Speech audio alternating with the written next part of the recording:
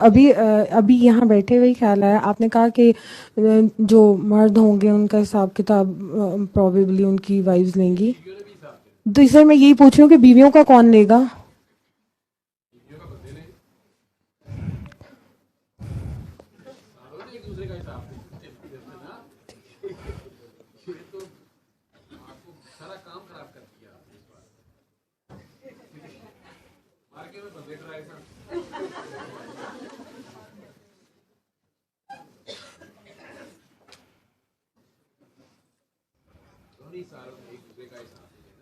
जी sir.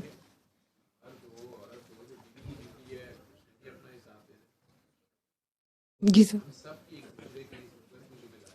जी जी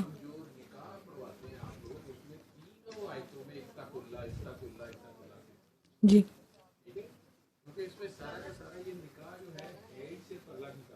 जी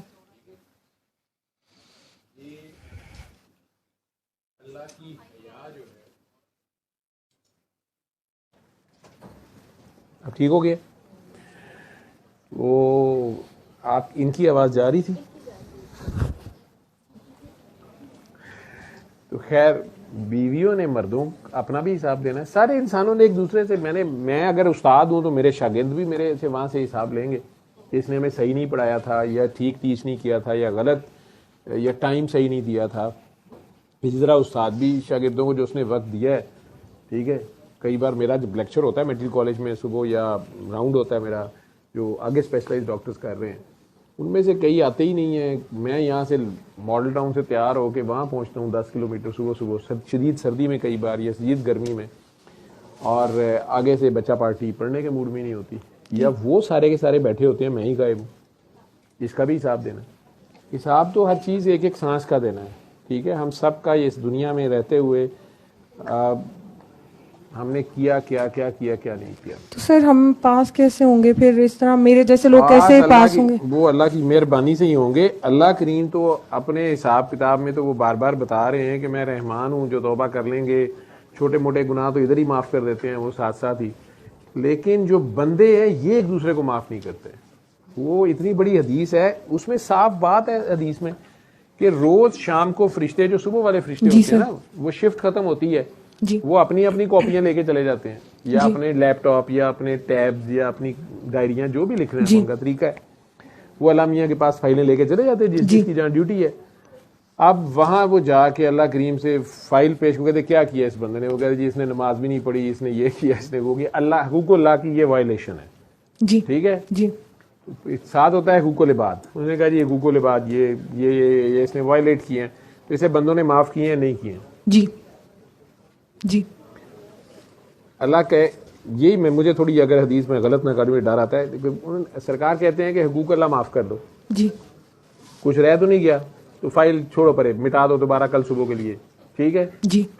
वो कहते नहीं जी ये फलां बंदा जो है ना वो कह रहा था मैं इसको नहीं छोड़ूंगा, वो कह रही थी मैं इसको नहीं छोड़ूंगी जी। वो कहते ठीक है इनकी फाइल जरा इधर रख दो पेंडिंग में। जब तक ये एक दूसरे को माफ नहीं करते बात की बात में देखी जाएगी। तो अगर इंसान इसलिए मैं कहता तो अगर माशरती लूम पास हो गई ना तो इस्लामियत पास हो ही जाएगी जी। लेकिन अगर सिर्फ इस्लामियत पास हुई आपके ख्याल जी, शैतान की तरह आपने बहुत इबादत की हुई लेकिन माशरती लूम आपकी फेल हुई, बहुत मुश्किल है पास होना जी। क्योंकि अल्लाह करीम आपको छोड़ना भी चाहेंगे, बंदे नहीं छोड़ेंगे। जी सर, ठीक है जी। नबी करीम सल्लल्लाहु अलैहि वसल्लम बार बार जन्नत से जहन्नम में से बंदे निकलवा के लाएंगे, माफियां दिलवाएंगे जी। लेकिन कुछ ऐसे लोग होंगे जिनकी फिर भी माफी नहीं होगी और वो मुनाफिकीन होंगे। जी सर, ठीक है जी। इसी तरह जो बंदे हैं उनकी आपस में पेचापी करवाया जाएगा, तो बंदे ही बंदों को छोड़ेंगे तो जान छूटेगी। वो अल्लाह ने नहीं बीच में आना, जी सर, और इधर भी नहीं आते वो बीच में। जी। ठीक है तो मियाँ को बीवी पे, बीवी को मियाँ पे प्यार से जी जो है इल्तफात करना चाहिए, माफ़ भी करना चाहिए, छोटी मोटी बात चले बड़ी भी। मसला यही होता है कि जहाँ पे तू मैं तू तकार जिदबाजियाँ शुरू होती हैं वहाँ से काम खराब हो जाता है। जिदबाजी में कई कई साल गुजर जाते हैं। जी बिल्कुल। मेरे एक इंतहाई करीबी अजीज हैं, दुआ को भी नहीं मानते जी। मेरे, बल्कि एज फेलो हैं, यूं समझ ले कज़न ही है। जी।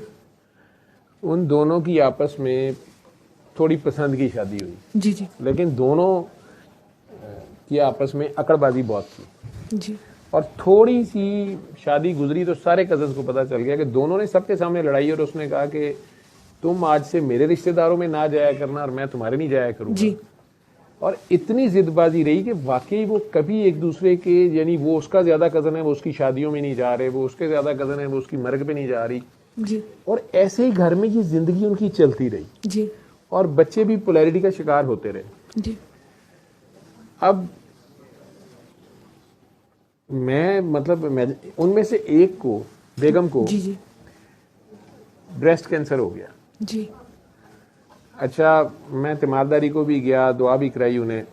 अच्छा, वो दुआ को मानती थी, जी उन्होंने दुआ तो कर ली, और लेकिन साथ उन्होंने कहा, मुझे डॉक्टरों ने कहा इलाज, मैंने कहा जी कराएं इलाज। जी आज से कुछ 7-8 साल पुरानी बात है, कोरोना से भी पहले की।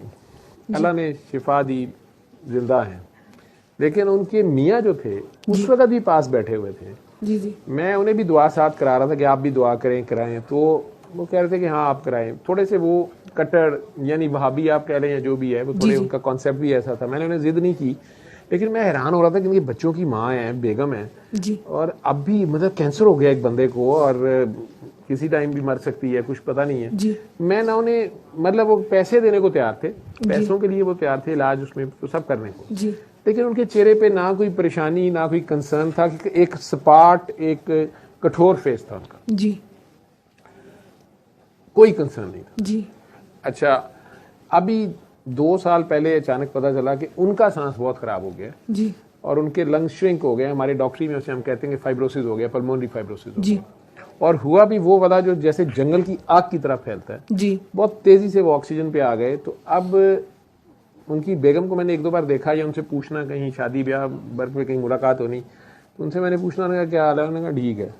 जी मैंने कहना यार ये दोनों ने किस तरह जिंदगी गुजार ली है, और कितने ये मोर्चे संभाल के बैठे हुए हैं। जी मैंने कहा नहीं, आप नहीं, मैं खिदमत करती हूँ, मैं करती हूँ, मैं और क्या, मैं क्या करूँ, ठीक है। जी 4-5 माह उनसे मुलाकात ना हो सकी जी बीच में। मेरी मिसेस के भी, मेरे भी, हमारे एक ही फैमिली है, सारे कजन हैं। तो ये सुनने में आया कि उनकी हालत अब बहुत खराब हो गई है, डॉक्टर्स ने जवाब दे दिया है। जी पता नहीं 20 लीटर ऑक्सीजन घर पे लग रही थी, मतलब बहुत ज्यादा ऑक्सीजन लग भी रही थी, वो जी सांस नहीं सुधरती थी उनकी, लंग्स उनके बिल्कुल श्रिंक कर गए हैं, छोटे हो गए हैं, सांस बहुत खराब है। मुझे याद है कि मैं अभी, ये आज से कोई 3 माह पहले, जी मेरी मिसेस किचन से आई, मैं खाना खाने में जाना था, शायद क्लिनिक जाना था, वो रोती हुई आई है। मैंने कहा अल्लाह रहम करे, पता नहीं कोई खबर ऐसी आ गई है, फ़ोन उन्होंने कान से लगाया हुआ था, तो आके रोते हुए मुझे कहती हैं कि ये भाईजान से बात करें, उनका नाम लेके।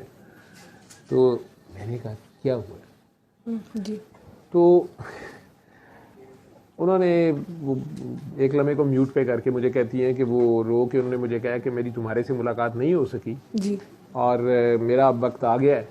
तो मैंने कहा कि एक तो मैं खुदा हाफिज़ कहूँ तुम्हें, और कोई ज़िंदगी में गलती हुई माफ़ कर देना, और मेरे लिए दुआ किया करना। और उन्होंने कहा कि मेरी जावेद से भी बात करा दो, उन्होंने ये बात की।